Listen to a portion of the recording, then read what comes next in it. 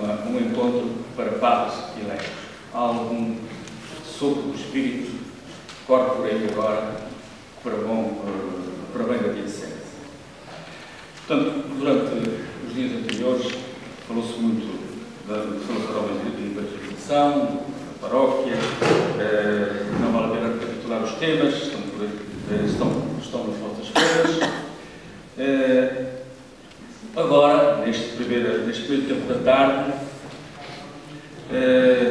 estão sujeitos a ouvir a reflexão que eu fiz acerca deste tema, a relação entre padres e leigos na paróquia. É um contexto diferente dos anteriores, em que o leitor é um simples leigo da paróquia.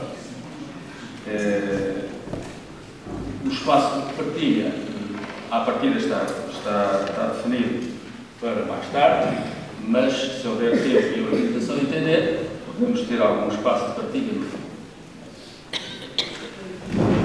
Dado que vamos falar de relação entre padres e leigos na paróquia,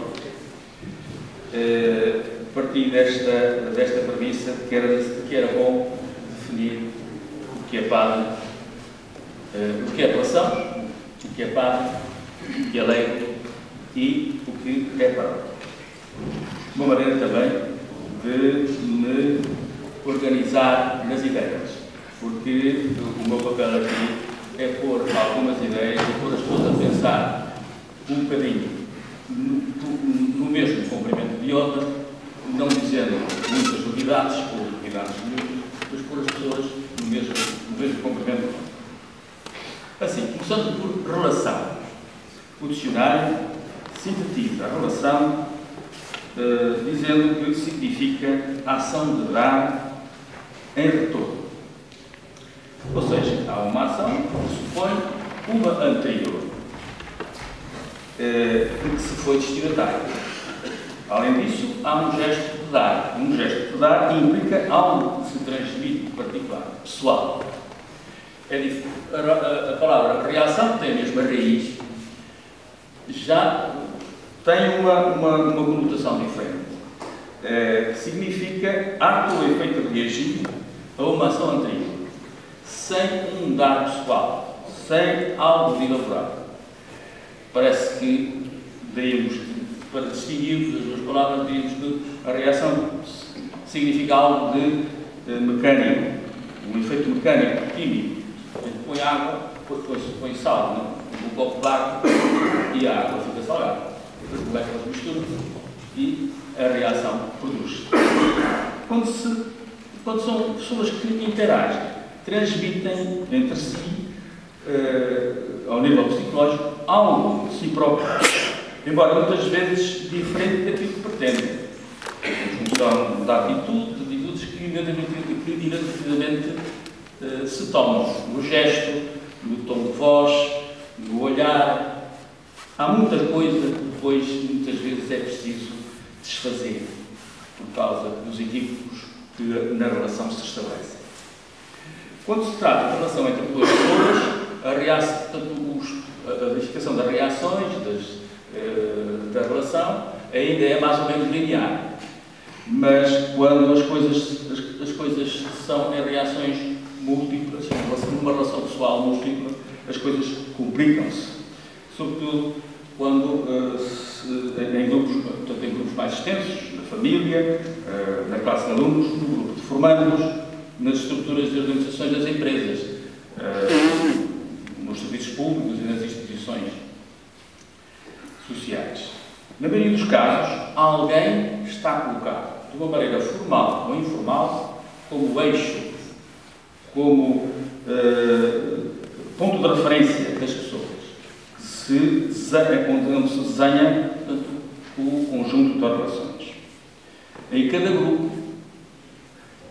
tem características próprias, onde neles podem surgir subgrupos com dinâmicas específicas.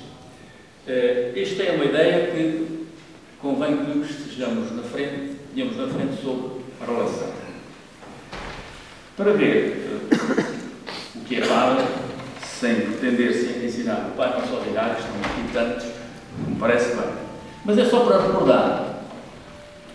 E para recordar, socorro da Remanescência, no ponto número 28, que define, que diz que o Ministério Eclesiástico, que é da instituição divina, exerce em ordens diversas, por aqueles que desde a antiguidade são chamados bispos, presbíteros e diáconos.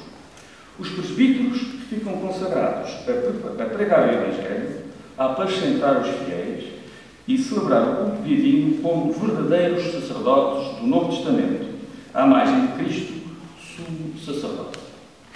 A referência à fonte apostólica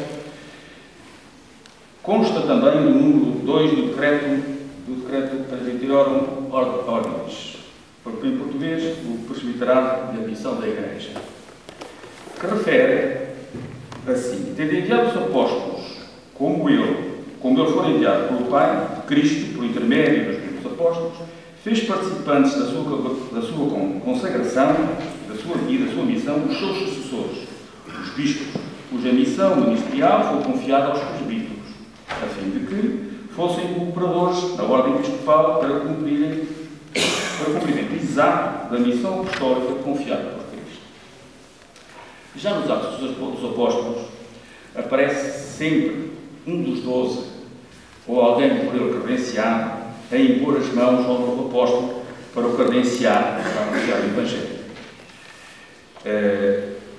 O próprio São Paulo, nas epístolas, nas saudações iniciais, sente sempre a necessidade de se justificar, de se legitimar como apóstolo.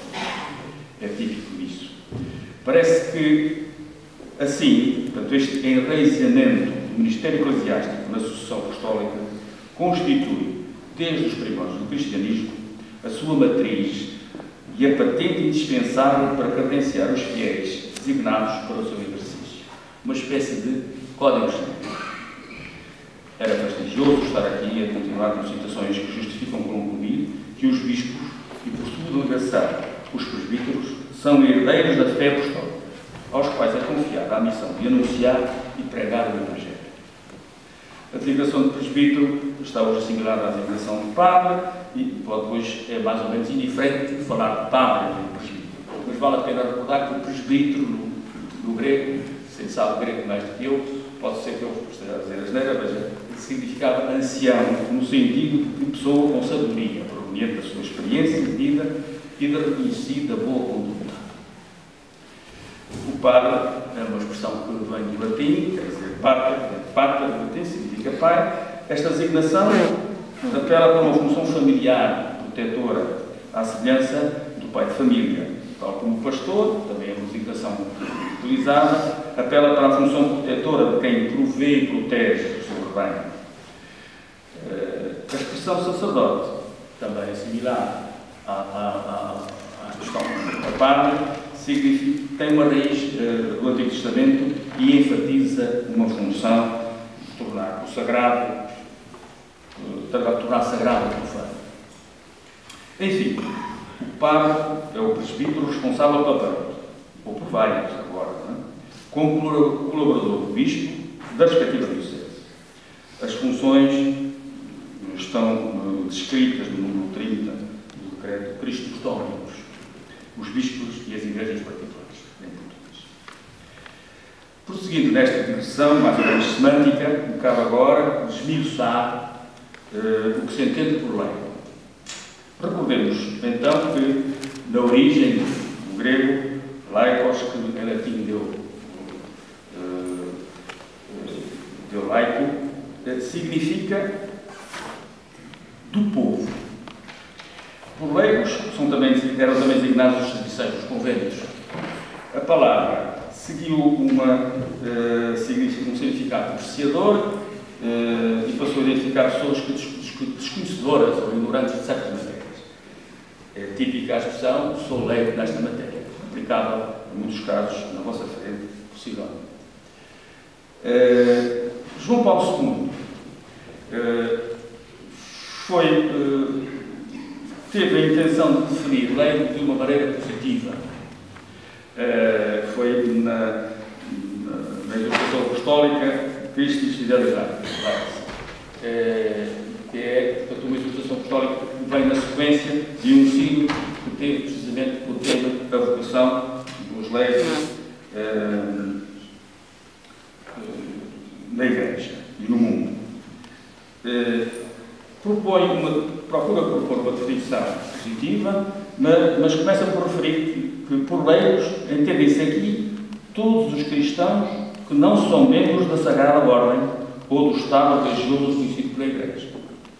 Para a seguir clarificar, agora de um modo mais positivo, que os leigos são os fiéis que, incorporados em Cristo pelo batismo, constituídos povo de Deus e tornados participantes, a seu modo, no mundo sacerdotal, profético e real de Cristo, exercem, pela parte que lhes toca, na Igreja e no mundo, a missão de todo o povo cristão.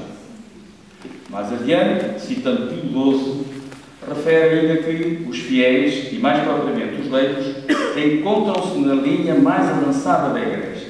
Por isso, eles, sobretudo, devem ter consciência cada vez mais clara, não só de pertencerem à Igreja, mas de serem Igreja.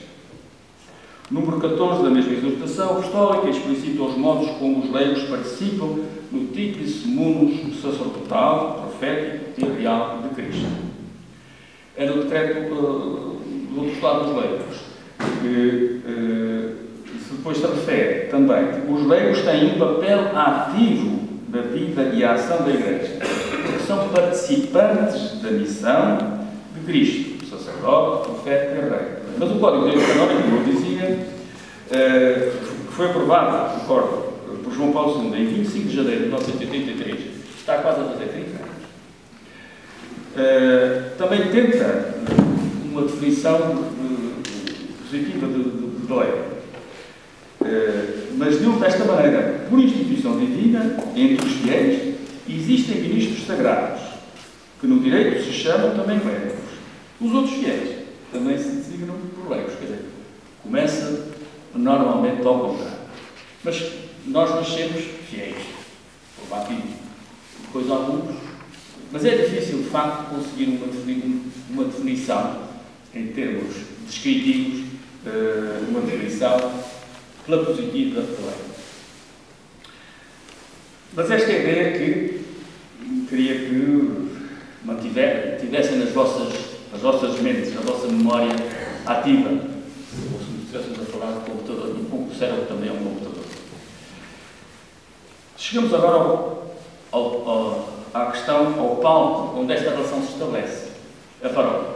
Já se falou hoje muito de paróquia, embora eu necessariamente vá ter, eventualmente, que repetir algumas coisas. Voltando à origem das palavras paróquicos, em grego, que deu origem em latim a paróquia, significa vizinhança. Assim, os paroquianos são os vizinhos. Mas em termos bíblicos, paroquiano equivale a ser peregrino, estrangeiro ou imigrante. Alguém que é estrangeiro ou imigrante está no território, não tem cidadania, mas congrega-se. Posteriormente, com a territorialização do cristianismo, a paróquia adquiriu uma imagem de sedentarismo, que contrasta com a sua gênese peregrina. No entanto, a paróquia contém uma significância dupla, que é peregrinar no estrangeiro e viver em vizinhança. Faltou ao concílio um documento específico sobre a paróquia. As referências à paróquia surgem noutros temas, e com uma indicação de congregação local de fiéis, porção na Igreja do Senhor, comunidade local, célula da diocese, família eclesiástica, no sentido genérico da Eclésia. Em suma, o Concílio Vaticano II revela, implicitamente, uma concepção da paróquia como comunidade de fiéis, em analogia com a Igreja local primitiva, mas integra no âmbito da Igreja Vaticana. No entanto, muito do que o Vaticano II inovou repercutiu-se substancialmente na Constituição, organização e funcionamento das próprias. Fomos testemunhas. O facto de haver esta formação tem mesmo a ver com isso. É nas paróquias que assenta muito da dinâmica, procura assentar muito da dinâmica eclesial. Passe a esta noção, a estas ideias, gostaria de partilhar agora convosco uma outra ideia, que é a ideia de corresponsabilidade. Antes do concílio, a eclesiologia era completamente diferente. Só para recordar, vale a pena dizer algo que um Papa escreveu a propósito de uma lei francesa da separação da Igreja e do Estado. Uma encíclica de Pio X, Vehemente a nós, não sei traduzir bem isto em português, nós com muita vivência, a tradução em português depois dá um conjunto de palavras que não são bem para isso. Mas eu só recordava isto. Esse Papa, o Papa Pio X, na altura, dizia assim: a Igreja é, por essência, uma sociedade desigual. Isto é, uma sociedade que abrange duas categorias de pessoas, os pastores e o rebanho, os que ocupam uma posição nos diferentes graus da hierarquia e a multidão dos fiéis. E essas categorias são tão distintas entre si que só no corpo pastoral residem o direito e a autoridade necessários para promover e dirigir todos os membros ao fim da sociedade. Quanto à multidão, essa não tem outro dever senão o de se deixar conduzir, e o rebanho, como rebanho dócil, e seguir os seus pastores. Era a eclesiologia anterior ao Vaticano II. Hoje ninguém se atreve a falar assim. Também já lá vai no século. 1906, já vai no século. O Concílio, sem deixar de se referir à Igreja, à imagem do corpo de Cristo, privilegia a imagem do povo de Deus. Optou-se assim por uma eclesiologia de corresponsabilidade. Um povo, em princípio, somos todos iguais, somos todos do povo, portanto, somos todos responsáveis pelo caminhar do povo. A missão da Igreja é a mesma para todos. A Igreja é toda ela ministerial. Pelo batismo, todos os fiéis, os leigos, claro, todos começamos por ser fiéis batizados, têm direitos e deveres de evangelizar, por serem incorporados em Cristo. Tal implica corresponsabilidade de presbíteros e leigos. Esta responsabilidade laical é independente de qualquer hierarquia, deriva de uma relação direta com Cristo e com o Espírito. Enfim, esta responsabilidade há de ser encarada como cooperação, em vez de mera correspondência a indicações ou instruções consideradas superiores. Mais uma vez, o Código de Direito Canónico, a minha formação vai para aqui, vai também nesta linha, embora o Código vai nesta linha. Ao determinar que os leigos têm obrigação geral e gozam do direito de, quer individualmente, quer reunidos em associações, trabalhar para que a mensagem divina de salvação seja conhecida e recebida por todos os homens e em todas as partes da terra. Esta obrigação torna-se mais urgente nas circunstâncias em que só por meio deles os homens podem ouvir o Evangelho e conhecer Cristo. Esta é uma realidade agora. Vale a pena aqui testemunhar alguma coisa pessoal. Não está nos papéis. Não que eu entreguei. Embora isto seja, é hoje o que nós preconizamos, mas a verdade é que muitas vezes a Igreja foi à frente da sociedade civil, digamos assim. Eu sou um exemplo disso. O meu registro civil era o meu registro de batismo, porque a sociedade civil não tinha mais chegado ao sertão da África. Portanto, isto agora está diferente, mas houve uma altura em que as coisas não eram assim e a Igreja conseguia estar bem à frente das preocupações dos Estados, inclusive. E tive até o privilégio de ser mais ou menos como um príncipe. Fui batizado em casa, que é uma coisa muito rara. Um privilégio. Mas isto tem uma parte histórica pessoal, mas é para mostrar que as coisas evoluem. E hoje estamos assim, porque o cristianismo também tem estas características, vai-se adaptando. É por isso que nós temos que desistir agora à realidade concreta. Portanto, é neste comprimento de onda que se tende hoje a falar de comunidade paroquial.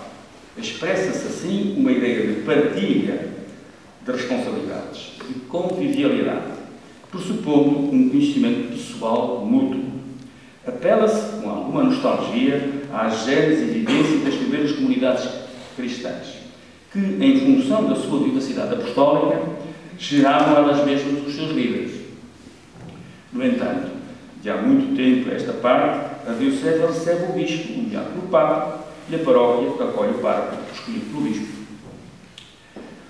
O Bispo, quando chega à Diocese, só por coincidência ou pelo acaso de vivências pastorais em comum anteriores, conhece alguns membros do presbitério e leigos da Diocese. Este cenário acontece com algumas adaptações ao Papa, quando chega à paróquia. Esta observação tem apenas em vista alertar para uma realidade que importa ter em conta. De facto, a disseminação do cristianismo por áreas muito vastas, ou seja, a sedentarização do cristianismo, obrigou a uma organização de base territorial. A paróquia é uma estrutura organizacional da Diocese. Como tal, está sujeita às apreciações à luz de critérios de gestão e constitui, ao mesmo tempo, uma realidade sociológica, onde se geram relações próprias das organizações humanas e as relações típicas semelhantes às de ambientes sociais mais vastos. Neste contexto, salienta-se que o pároco fica colocado como centro de referência das relações sociais e organizações da paróquia. Recordo aquela ideia de relação, quando as coisas se complicam e quando há um eixo nas relações. A paróquia, uma paróquia que tem uma história particular, uma estrutura orgânica estabelecida, vivências próprias, grupos e subgrupos com capacidades e influências e poderes explícitos e implícitos. E já lá estão, de uma maneira geral, quando o pároco chega. Ao pároco é cometido um monopólio da responsabilidade de caráter pastoral e de administração das instituições criadas à sombra da paróquia e que prestam serviço de várias naturezas, nomeadamente serviços socioterapêuticos. Tem a ver com umas histórias, portanto, da nossa realidade social e política, em que, para se criar instituições, era mais fácil pô-las à sombra da paróquia do que fazê-las autónomas, de criá-las autónomas. Por isso nós vamos encontrar hoje muitos párocos assoberbados com a gestão de centros paroquiais, ou preocupados com isso, porque o nome da paróquia está lá, umas vezes com possibilidade de intervir, outras vezes sem possibilidade de intervir. Mas a paróquia continua a ter uma grande carga simbólica, porque é o rosto visível da Igreja e muitas pessoas, mesmo as indiferentes à vida da paróquia, consideram que têm direito ao cerimonial religioso de passagem, ao batismo, à primeira comunhão, ao casamento, aos funerais. A paróquia é vista como uma estrutura capaz de acolher as pessoas em situações de dificuldade, doença, dificuldade material, muitas vezes é a paróquia que vão ver. A paróquia organiza a educação religiosa a todos os níveis, crianças, jovens e com alguma dificuldade os adultos. Há experiências de grupos autónomos à paróquia que tentaram fazer a catequese dos seus próprios filhos e esbarraram com dificuldades muito grandes e não viram que não tinham massa crítica suficiente para fazer uma catequese. Mas logo à tarde pode haver aí uma experiência interessante para ouvir nesta matéria. E a paróquia celebra os sacramentos, a Eucaristia, a reconciliação, o batismo, o casamento, embora a tendência seja para mim. Neste quadro, ao pároco é cometida a responsabilidade de encontrar os leigos para colaborarem na organização das atividades pastorais, catequese, liturgia e os outros. Mas há que terem atenção que a maioria dos fiéis é fundamentalmente contactada através das homilias proferidas nas celebrações eucarísticas. Isso marca, de maneira geral, a paróquia. E é a marca do padre, outros padres que dão esse emblema. Muitas vezes há pessoas que vão a esta ou aquela celebração em função da homilia que vão ouvir. Isso é típico. Em ambientes urbanos, então, isso é muito típico. Esta concentração das responsabilidades no padre é fruto da territorialização do cristianismo e da menorização sistemática da responsabilidade laical. Porque já foi há mais de 100 anos, aquelas ideias eram há mais de 100 anos, o Concílio Vaticano II tentou reformular as coisas, mas a inércia ainda persistiu durante muito tempo. É como aos comboios, já há bocado falava um pouquinho dos comboios, se começarem para travar, tem que começar a travar muito longe e ter a certeza que ele trava e não entra por bolsinho. Portanto,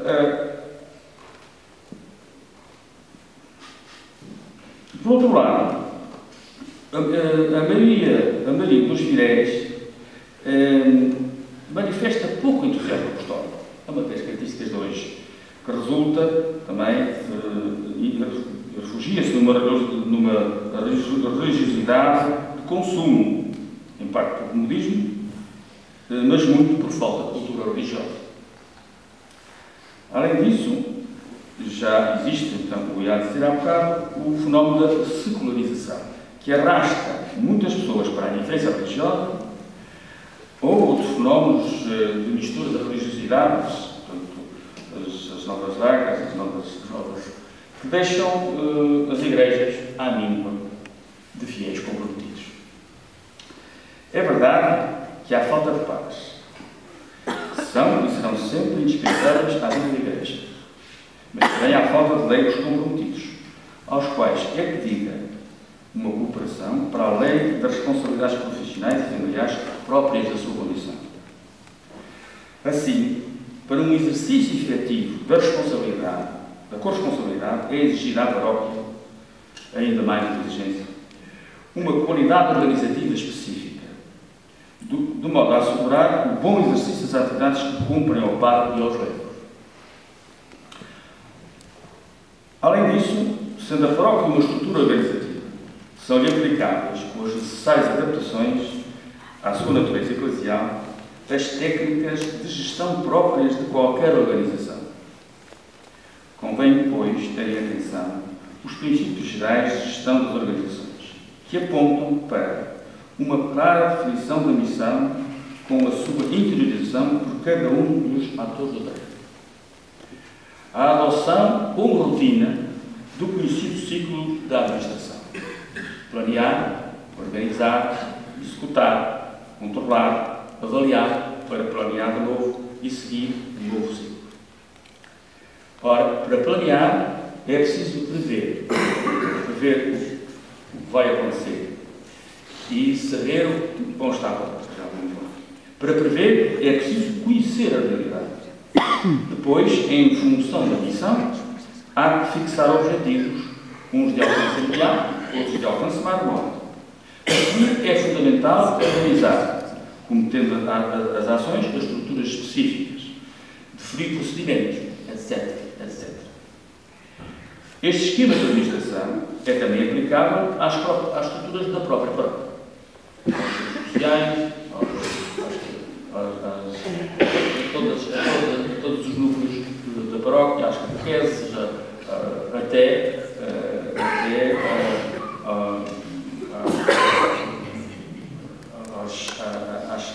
às atividades meramente de mera oração, vale a pena, e às equipas de liturgia, etc. De facto, isto já se vai fazendo. Dirão, isto já se faz, mas faz-se de uma maneira intuitiva. Percebe-se que os atores, padres e leigos, que aos atores lhe falta consciencialização disto. Tendo em conta tudo quanto se pede à paróquia, várias questões se podem colocar aos padres e aos leigos. Será que programam as suas atividades tendo em conta, por exemplo, o número de residentes? Têm conhecimento das suas características de mobilidade? Sabe cada paróquia quantas empresas já exercem a atividade ou estão sediadas e o número de trabalhadores que empregam? Sabe o número de desempregados, de casais em que os dois cônjuges estão desempregados? Em cada paróquia existe algum censo que revele índices atuais da prática religiosa.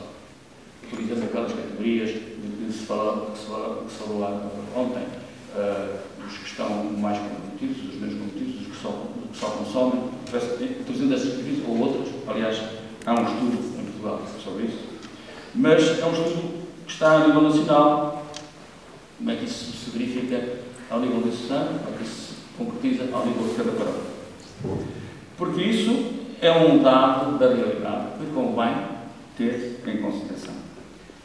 A adoção destas metodologias, por introduzir objetividade à administração paroquial, pode-vos seria um bocado a sensibilidade de falar em administração paroquial, mas é uma tecnologia variante. A adoção destas metodologias pode contribuir para amenizar ou até eliminar muitas dificuldades de relacionamento. Mas exige de todos confiança mútua, transparência e assunção das respectivas responsabilidades.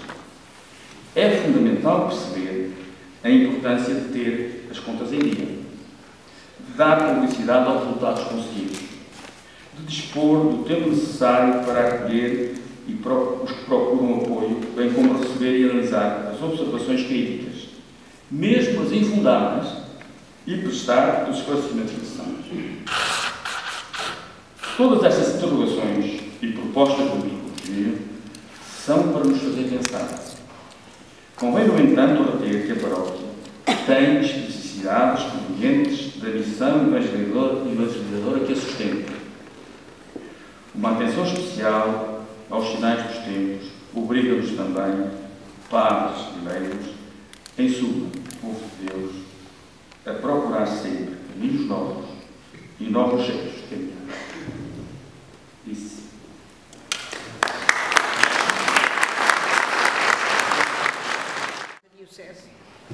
Como tenho experiência de ambas, gostava de saber, julgo que não há, mas se é sabida a percentagem de paróquias que têm conselho pastoral.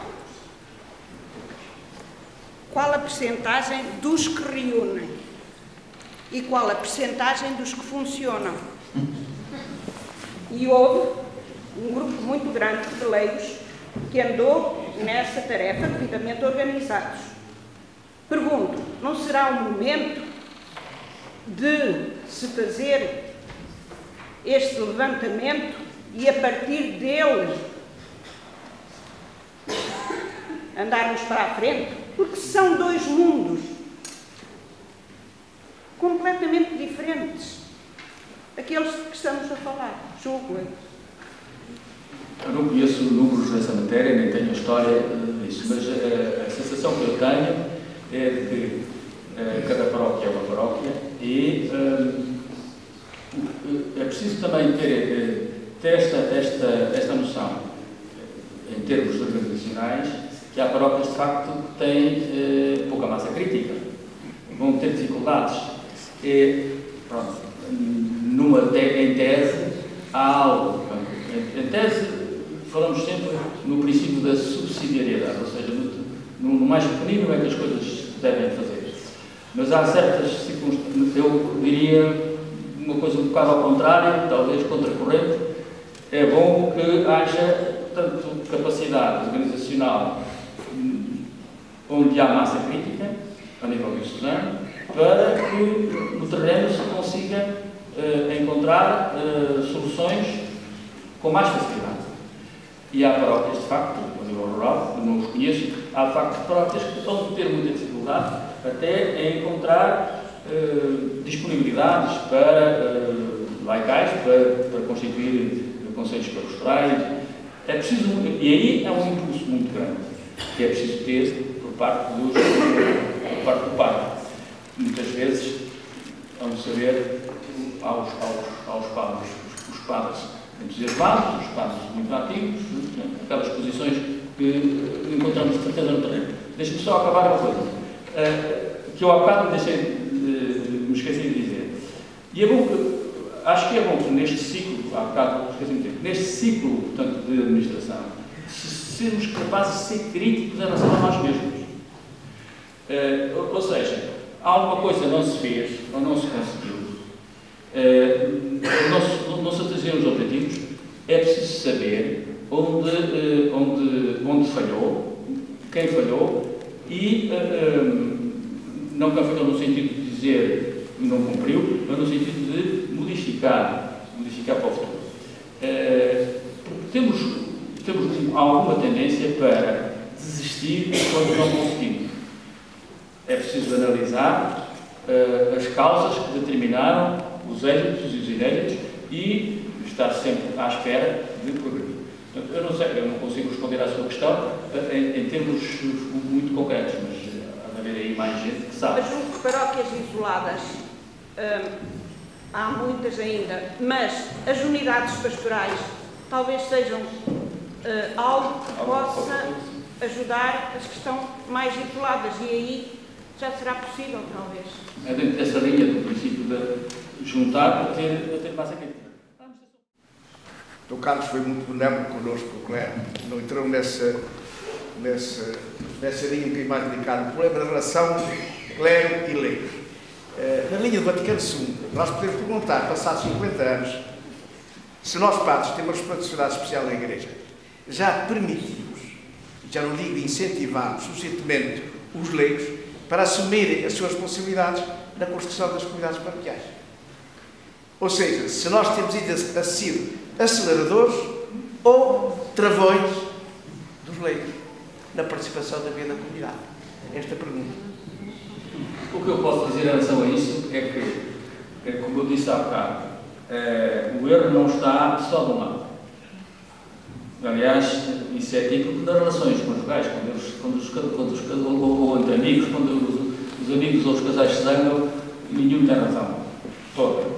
E se calhar, nenhum tem razão nenhuma. Não é? Mas pronto. Mas neste caso, não é uma questão, não é uma relação só de duas pessoas, ou uma relação global. A responsabilidade é dos dois lados, porque, de facto, nós podemos encontrar padres, incentivadores, muito interessados em responsabilizar leigos, etc. Mas também encontramos do lado dos leigos, ou por preguiça, ou porque entopem, porque se desentenderam com alguém da hierarquia, ou também encontramos bloqueios. Portanto, há bloqueios de um lado e do outro. Mas a verdade é que muito depende do padre, porque ele é colocado nessa posição. Mas isto resulta da maneira como a Igreja está estruturada. Isso é um dado. Volta a dar a isso, acho que é pouco possível, porque as comunidades não têm capacidade, como antigamente, de gerar os seus próprios presbíteros, de gerar os seus próprios líderes. Os líderes são, portanto, dados. Que é assim, portanto, isso é um dado, digamos assim, o custo da progressão do cristianismo. Que agora estamos a encontrar um reverso.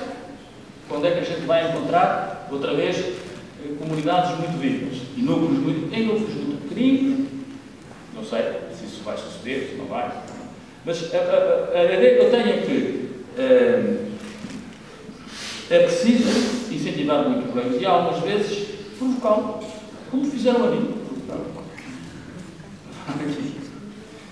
Se não provocassem, eu não vinha. Simão. Eu acho que devíamos avançar muito mais. Por exemplo, lembro que há mais de 20 anos, temos a Dom João, que se lançou esta ideia de que cada paróquia, cada parque, devia ter a preocupação, dada a escassez do clero, que se vai agravando, de arranjar um pequeno núcleo de animação pastoral que, de alguma maneira, garantisse a vida da paróquia, independentemente de ter pastor ou não pastor. O que é que acontece? Morre um padre adoece, fica sem pastor, vai bater à porta sem bispo, olha, não temos padre, não temos bispo, não temos casa, não temos batismo. E assim sucessivamente. Mas, quer dizer... Não esqueçam do que está a dizer. Nós hoje, mas isso resulta, um dos aspectos é muito resulta, da inércia do antigo, da inércia antiga, da força da presente.